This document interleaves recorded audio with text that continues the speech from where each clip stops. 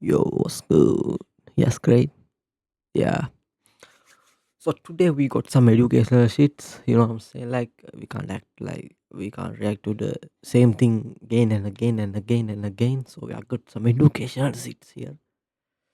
And I'm recording this in the same day that I'm wearing the gray puffer because it get too much hot because of my heater. So I take it off and wear this bit comfy. Let's go to the screen. All right. Okay. Today we are gonna react to a educational thing. You know what I'm saying? Like the entire history of ancient Egypt in under 20 minutes. Now, when it came to history, I'm not the person like know about every shit. You know what I'm saying? But I'm kind of know about the Egypt shits. You know what I'm saying? Like it built like 4,000 or something years ago. I know that. Yeah, I know that. Yeah. Fuck. So let's see what's that say. Let's go to the video.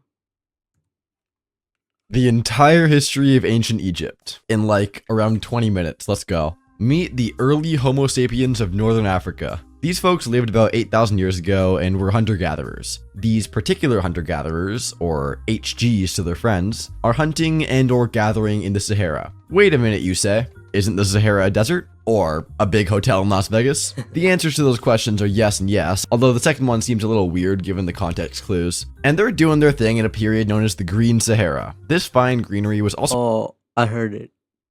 Um, the Sahara, the desert is a rainforest before it become a desert, and it will be again a rainforest in the future. known as the African Humid Period, and it saw an increase in rainfall which transformed the Sahara into a much more savanna-like environment. Hot, humid, with frequent rains. Put in a Disney theme park and a topless donut shop and it sounds a lot like Florida. Haha. This led to the formation of multiple lakes and rivers, which gave the hunters and gatherers something else to hunt and or gather. Fish. Yup, the dudes got to hunt and fish all day while the women worked in the garden. Love what you do and you'll never work a day in your life, am I right? No 45-minute commute to work or forced overtime. Sounds like a pretty sweet gig. It also saw the development of agriculture, including growing wheat and barley. Yep. Not beer, bro. I just start the video. This said, They grew wheat and barley for 1,000 years before someone thought of beer. They also domesticated animals for food and labor, meaning more time for fishing. Although if you're fishing without beer, you're really even fishing. As farming became more widespread, the people began building more permanent housing, mainly using mud bricks. They also began to make pottery, which they then used for cooking, food storage, and throwing at their husband when they spent all day fishing after promising to help in the garden. Just when it seemed like the party would never end, climate change reared its ugly head, and the lush green Sahara began to turn into the desert it is now. The people who lived there packed up their cows, clay pots, and bass boats, and migrated away from the encroaching desertification. Eventually, pretty much the only greenery left was in the Nile Valley. By 6000 BCE, the people figured that since they'd reached the Nile, they weren't migrating any further, so they might as well start building some cities. As a bonus, the Nile provided natural protection from invading hordes. As people began to live closer together, communities began to form, and more permanent structures were built, including public spaces that served as markets and places for communal gatherings like HOA meetings. One of the earliest examples of true urbanization in Egypt was the Merimdi culture, which existed from roughly 4800 to 4300 BCE. Gradually, two distinct autonomous kingdoms began to emerge. One in the Upper Nile, which was the south, and the Lower Kingdom, which was the north. And why is the Lower Nile in the north and the Upper in the south? Because the Nile flows from south to north. This bougie river couldn't be all basic like the Amazon, Mississippi, Yangtze, or Congo, all of whom flow north to south. Look at me, I'm floating backwards. By the way, we don't know exactly when they officially became two kingdoms. Not only had the laptop not been invented yet, but neither had writing. That explains why the guy who started the pencil shop went out of business in like 6 months. I should have stayed on the farm. These two areas were very different. Upper Egypt consisted of a long, narrow strip of fertile land along the river, bordered by harsh deserts. By the way, do we really need to describe the desert as harsh? Have we ever heard of a desert that's described as pretty chill or user-friendly? It's a desert. Harsh is kind of its thing. Upper Egypt developed into a warrior culture and was always looking to expand, which makes sense since they were pretty much locked into the narrow area of fertile ground on both sides of the Nile. The rulers of Upper Egypt adopted a white crown, or hedja, as a symbol of their authority, while Lower Egypt was a lot more laid back and much less warrior-y. Their capital, which was probably located in Budo, became an important hub for trade and commerce and had extensive contact with other cultures, including Mesopotamia and the Levant.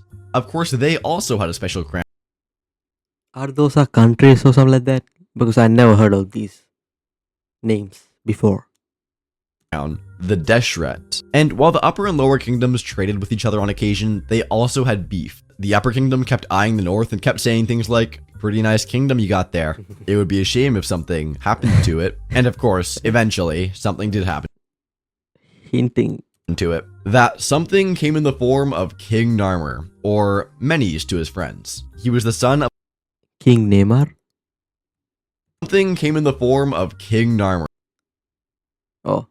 Or Menes to his friends. He was the son of a powerful ruler in the Upper Kingdom, most likely King Scorpion. Again, we don't know for sure because of their terrible habit of not inventing writing yet, but I did see the Scorpion King starring The Rock. Since above all else, Hollywood is known for their historical accuracy, it's gotta be true. And can we just pour one out for the crappy name Narmer got from dear old Scorpion Dad? Pop got the coolest nickname in the world, and poor Junior got stuck with Minis. I'm sure grade school was a non-stop delight for little Minis. Of course, once he ratted them out to the Scorpion King, and his classmates were dumped in the Nile, the jokes probably slowed down a little bit. Finally, around 3100 BCE, our buddy Menes made his big move and drove his army north into the Lower Kingdom. And because most of the Northerners were just hanging around playing hacky sack and listening to jazz, it wasn't much of a fight. At this point, you might be wondering, how do we know all about this hostile takeover that happened over 5,000 years ago? Really? After all, how many movies can The Rock make? Say hello to the Narmer palette. This Yeah, how do they know? Like, they don't know. There's no writing. There's no writing invented yet in those days. So how do they know that's happened? It could be like aliens came and just built the fucking pyramids. You know what I'm saying? Like, shits can happen. stone slab was Who discovered knows? in 1898 and is 64 centimeters long and 42 centimeters wide. And it contains some of the earliest hieroglyphic inscriptions ever found and provides one of the earliest You're telling me so? This bitch didn't. He's like 55 centimeters, something like that. known depictions of an Egyptian king. On one side is Narmer wearing the white crown of Upper Egypt fighting his enemies. And on the other side, he is also wearing the red crown of Lower Egypt. That's how we know that he came to Lower Egypt to kick ass and chew papyrus. And at some point, ran out of papyrus. He also became the first pharaoh, meaning he was not only the political leader, but the religious leader as well. He convinced everyone that he was the earthly embodiment of Horus, the divine protector of Egypt. And since it was hard to argue with a descendant of a Ooh, nightmare. Like, I don't know why I'm really scared of these type of shit, you know, say like the wolf. god, Oh. the idea of divine kingship really caught on and would pretty much be a thing from then on in Egypt. Narmer's reign kicked off in the First Dynasty and began the First Dynastic period. He built his capital Memphis at the mouth of the Nile Delta, a strategic spot in the river that was close to the old border between the Upper and Lower Kingdoms. Memphis's population would eventually swell to 100,000 residents, and it was renowned for its magnificent temples, palaces, and ports, as well as its vibrant blues scene and amazing barbecue ribs. In the centuries that followed, the unified Egypt would see the establishment of a centralized government and the development of key aspects of Egyptian culture, including writing and art. Because as soon as someone slaps a picture on the wall, there has to be a smart-ass scribe to tell everyone how bad it is. The next 500 years were known as the Old Kingdom. I mean, it wasn't known then as the Old Kingdom. If anything, they probably just called it the Kingdom. It ran from the 3rd Dynasty to the 6th Dynasty. And these dudes were some serious overachievers. They didn't nickname it the Age of Pyramids because everyone was into some kind of Ponzi scheme. Nah, they got stuff done. Some of that stuff being building pyramids. The 3rd Dynasty kicked off with King Djauser. Immediately, we see the resourcefulness of the Egyptians because not only did they invent paper and build the pyramids, but they also introduced the silent letter. And where would society be without it? King Djoser leaned into the whole god-king situation and built the Step Pyramid of Saqqara. It was designed by the famous architect Imhotep. By the way, That shit if you is ever want to ugly. find your tribe of fellow history nerds, just get the license plate Imhotep. Sure, you'll get a lot of questions and blank stares from the rabble, but anytime someone honks or waves, you'll know that's a solid human being right there. Djauser also expanded Egypt's up-and-coming empire by conquering the Sinai. This gave them access to vast amounts of valuable resources like turquoise and copper. This means the Egyptian merchants now had the ability to make ugly jewelry and sell the overpriced trinkets to gullible tourists from the roadside stands. Yippee! The 4th dynasty was when the real estate prices around Giza skyrocketed with the building of several pyramids, including the Great Pyramid, the Pyramid of Khafre, and the Pyramid of Menkaure, along with their associated pyramid complexes and the Great Sphinx. These structures were designed to demonstrate the power of the pharaoh and the efficiency of the Egyptian administration. It also showed the advantages of an enslaved workforce of thousands to do the actual building over a grueling 20-year period. Or it might have also demonstrated his close friendship with an alien race who knocked it out in an afternoon. Yeah, like we don't know. We didn't have CCTV cameras back then, so we don't know what the fuck is going on. Who made that shit? It can be aliens. I like that theory. The 5th and Yeah, me 6th too. dynasties would see a lot of construction of solar temples dedicated to the new cool god Ra, who was all the rage with the hipsters and influencers. The pharaohs began to portray themselves as the sons of Ra. Say what you want, the whole god king thing is a killer grift. This was also about the time the pharaohs started getting tired of all the mundane tasks, like ruling on zoning disputes, running the sanitation department, and actually talking to common citizens. So they gave a little bit more power to the regional governors to handle the boring stuff. No way that would ever come back to bite them. The last ruler of the Old Kingdom was Pepi II, who took the throne when he was 6. He made Queen Elizabeth look like a rookie because he would go on to rule for another 90 years. Even more impressive because this was a time when any guy over 40 was known around the office as old man. But during Pepi's time on the throne, or more accurately his time in the high chair, throne, and then wheelchair, you would see the governors gain more power and droughts and famines cause widespread food shortages. Eventually this fragmentation and the fact Bro, become a king at 6 years old. Come on. that everyone around the Old King kept telling him what a great job he was doing, would lead to the first big collapse of the Old Kingdom and usher in the first intermediate period. It doesn't say exactly how Pepi died, but I think we can make a pretty good guess that it may have been age-related. I'm pretty sure if he'd been hit by a tourist bus or struck down by an assassin, they would have mentioned it. This is the first time we see the start of a pattern. Everything goes well, the king loses much, if not all of his power, and the country goes to hell in a handbasket. Then a new king finally reunites the country, and we rinse, lather, and repeat. The dynasties continued in the north with the Heracleopolitan kings, but nobody really cared, especially those hillbilly Thebians in the south. But per usual, those folks in the south were not happy. Since it had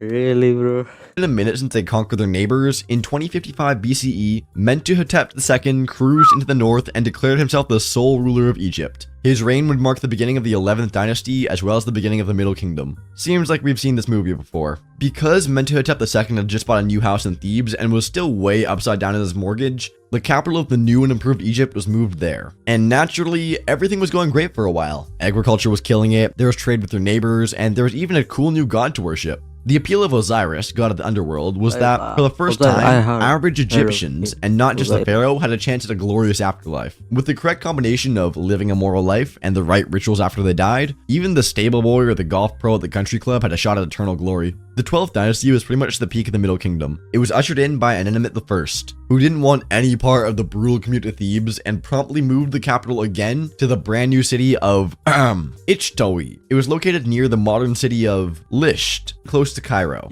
Not only was it an easier drive, but it also gave the pharaohs a lot more ability to keep an eye on both Upper and Lower Egypt. Egyptian literature reached new heights during the Middle Kingdom, with popular texts focusing on wisdom, morality, and the responsibilities of the king and his officials. Also popular were Zen and the Art of Chariot Maintenance, To Kill an Ibis, and Barley and Me. Any guesses what happened next? The 13th dynasty. Egyptians saw a bunch of pharaohs whose time at the top didn't last long. From 1759 BCE to 1695, only Nefertitep I had a reign that lasted longer than 5 years. And now the Middle Kingdom grew weak and was ill-prepared. So what happened when they didn't rule long enough? Want to take a guess? If you guessed everything was just fine and life was totally cool, you clearly haven't been paying attention. Without consistent leaders, local rulers, especially in the Delta region, started claiming more autonomy. And just like that, here come the Hyksos. The Hyksos were a Semitic people whose name literally meant rulers of foreign lands. Good lord, you don't have to be Sherlock Holmes to know that's a pretty good clue right there. They likely came from Canaan, which was a part of the Levant in what's now present-day Syria, Jordan, and Israel. They were definitely playing the long game, arriving in Egypt as traders, immigrants, and mercenaries, and gradually assimilating into Egyptian society. The Eastern Nile Delta was where most of them lived, and as their population grew, they were gradually able to establish political and military dominance, and eventually took control of Lower Egypt in 1650 BCE. The more things change, the more they stay the same, because here comes the second intermediary period. If ancient Egypt were a hockey game, think of this as the break between the second and third periods. Imagine being able to build an app with your name on it Really? just by thinking about it. Meet Base I don't wanna 44, think. a complete They established the 15th dynasty, and Water break.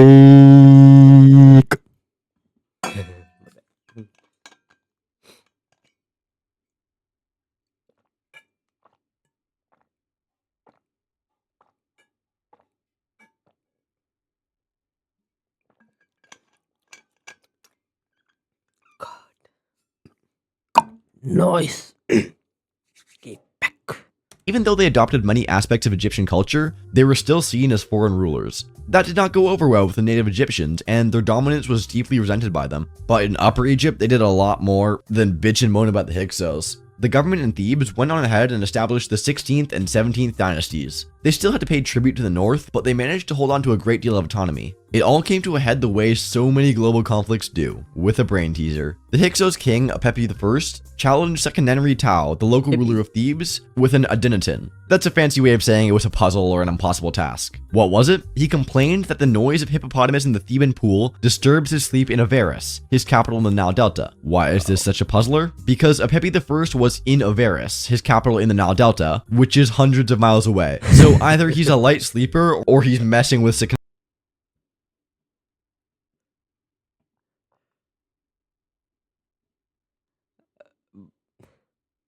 Bro, like minus 200 IQ? And that was the last straw for our pal Sekenenri Tao. He took up arms and led his army against the Hyksos. And as so often happens when someone goes off half-cocked and looking for a fight, it did not go well. When his mummy was discovered in the 19th century,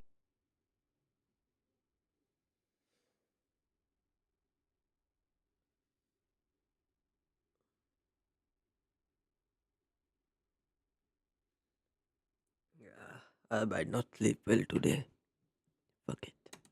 it had massive head wounds, indicating he was either killed in battle or was smashed in the head. Although they couldn't hold their kingdom, the old Seki Tao's family could hold a grudge. His son, Ahmose I, was able to drive out the Hyksos and finally get revenge for treating his pop's head as a whack-a-mole. In an ironic twist, his army was able to defeat the Hyksos using some of the same technology they brought with them when they invaded. Things like horse-drawn chariots, composite bows, and bronze weapons proved invaluable. Oopsie. Ahmose the Great, as he was soon called, was the first ruler of the New Kingdom, and he discovered that nothing united the country like a shared hatred of foreigners. So for the third and last time, a unified Egypt was again set to dominate the region at the beginning of the 18th dynasty. The 18th dynasty would see something truly unique. For the first time in Egyptian history, a woman was able to break through the papyrus ceiling and become king of Egypt. You heard that right. Queen. She wasn't a queen, she was a king.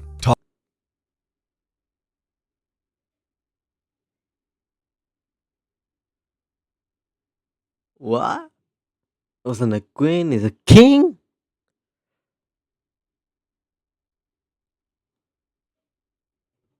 Talk about progress, and it only took 4,500 years. She was technically a regent. A regent was a mother or stepmother who handled the day-to-day affairs for kings who were still too young to wipe their own butts. Traditionally, the young king would take over somewhere between the ages of 14 to 16. Technically, her stepson Tutmos III was the rightful heir, but once she had a taste of life at the top, when it was time for him to take over, she was like, nah, I'm good. She ruled for over 20 years and did a pretty fine job. She concentrated her energies on trade and architecture rather than military conquest, and the people found out you can do some pretty amazing stuff when you're not out there invading Nubia every 5 years. She also confused most of the male population by maintaining diplomatic relations with Egypt's neighbors instead of constantly invading them. But just because she was a woman didn't mean she didn't have a pharaoh-sized ego. Her mortuary temple at Deir el-Bahari is widely regarded to be one of the most impressive architectural achievements in Egyptian history. And after her death, Thutmose III finally got his chance. Seriously, that dude had to be feeling like Prince Charles, wondering if his mom was ever gonna die. There's also Shit. Yeah, bro did this early. a chance he held a teeny tiny grudge against his stepmom. Why? Because the first thing he did was erase most of her images and inscriptions from around the country. Really, dude? That is some serious little D energy. Everything was going swell until Akhenaten decided to start his own cult. Polytheism was out and the worship of the sun disk Aten was in. Yep, a disc. Imagine going to Italy and saying, I know you're all Catholic, but starting tomorrow, we're all gonna worship a frisbee. Luckily, the next pharaoh would pull the plug on that nonsense and restore the old religious ways. Enter the boy king Tutankhamun. Assuming the throne at 9 or 10, even the youngster knew that Amenhotep III was off his rocker and people shouldn't be worshipping a frisbee. The rest of his 9-year reign was pretty unremarkable, mainly because he died before his 20th birthday. No one knows for sure, but the most likely cause was probably an ATV accident. So why is King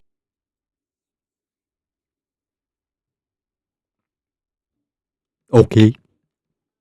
Okay. Tut the most famous pharaoh and the only one who's a Batman villain? Is it his strong social media following or Hey, bro, got some motion. guerrilla marketing campaign? It's just because his tomb's entrance sits low in the Valley of Kings, so thieves weren't able to get in because the entrance was blocked by leftover building material and debris. That's it. So then when Howard Carter discovered it in 1922, it had most of the goodies still intact, including his golden death mask, which is probably the most famous ancient Egyptian artifact of all time. After King Tut came the last pharaoh to rule over a united Egyptian empire, Ramesses II, also known by the humble moniker of Ramesses the Great. He ruled for 66 years, from 1279 to 1213 BCE. You might know him today from movies like The Ten Commandments and books like the Holy Bible, but he was a lot more than the villain of Exodus. He was also a serious warrior who often led his troops into battle, including the Battle of Kadesh, fought against the Hittite Empire in 1274 BCE. It featured the largest chariot battle in history and featured thousands of soldiers. Although the battle ended in a stalemate, Ramesses the Great presented it as a huge victory, and the Egyptian people totally bought it. Later pharaohs of the 20th dynasty struggled to maintain power, and by the end of Ramesses XI's reign in 1070 BCE, the centralized state had collapsed and it was time for the third intermediate period. Once again, we see a split between the north and the south, with sketchy pharaohs in the lower kingdom and sketchy priests down south. That made them ripe for invasion, and that's exactly what happened. Libyan warlords, Nubians, who were pretty darn tired of getting invaded by Egypt for the last 4,000 years, shot their shot, and so did the Assyrians. Fun fact, during the 100 years they ruled, the Nubians had the first black pharaoh, King Pi. I don't know how to say it, but here's how you spell it. With a name like Pi, of course he ruled for 31.4 Pi? years. That's right, we got history and math joke. Think of this channel like homeschooling for cool people. After the Assyrians bounced, the country united again under King Psamtik, who founded the 26th or Sate dynasty. The Sates viewed themselves as the restorers of Egyptian greatness, and the people ate it up. Shop owners would see the mega hats and hoodies fly off the shelves as soon as they received a shipment. But all good things must end, and in 525 BCE, the Persian king Cambyses II told his generals not to come back until they'd conquered Egypt. So they defeated the troops of Psamtik III and soon turned Egypt into a satrapy or province of the vast Achaemenid Persian Empire.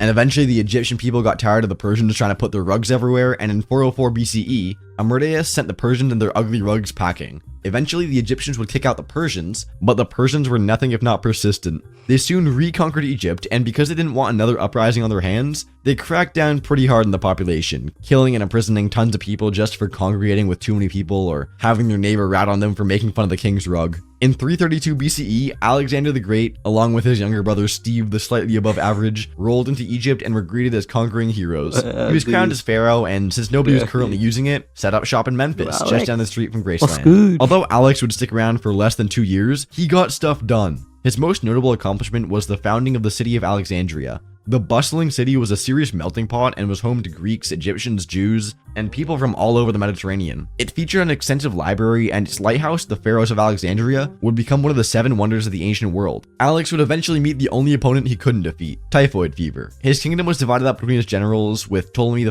establishing the Ptolemaic dynasty and ruling Egypt as its new king. The Ptolemies were Greek, but they adopted many aspects of traditional Egyptian rulership to legitimize the rule. But they still kept Greek as the official language, leading native Egyptian people to coin the phrase, "It's all Greek to me," whenever Ptolemy I would post a sign or give a speech. The last pharaoh of the Ptolemaic dynasty was maybe the most famous pharaoh of them all, Cleopatra VII. She was in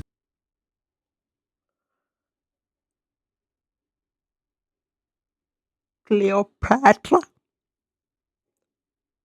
Yeah. When I was in Egypt, I had a crush on her.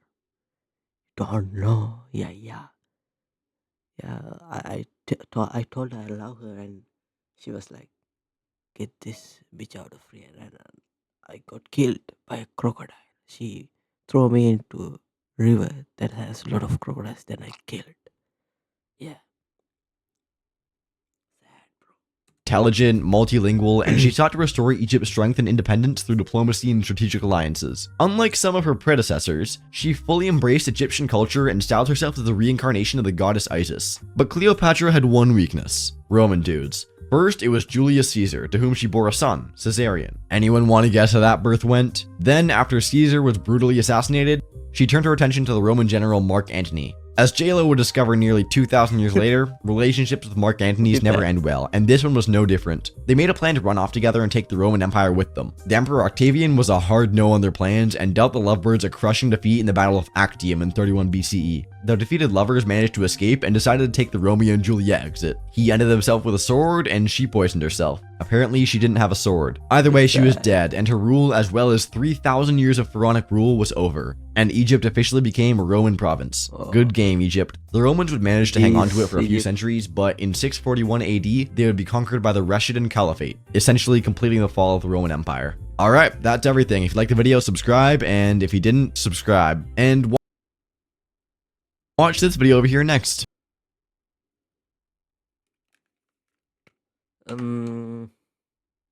Yeah, I didn't understand any shit of that. Like, I understand. I learned a lot of things. I hope you guys do. Uh, yeah, that's damn. Say like that's pretty sad for Cleopatra. I don't know how she died. Yeah, first I asked her out for a date, and I confessed to her, but she just threw me into a fucking river. Like, yeah, that's karma. That's pure karma. Yeah. So, okay. No videos for today. Take care, peace. Bye bye. Hope you guys enjoy the video. Subscribe. Subscribe. We have no subscribers. Yeah, I am the only subscriber. Subscribe.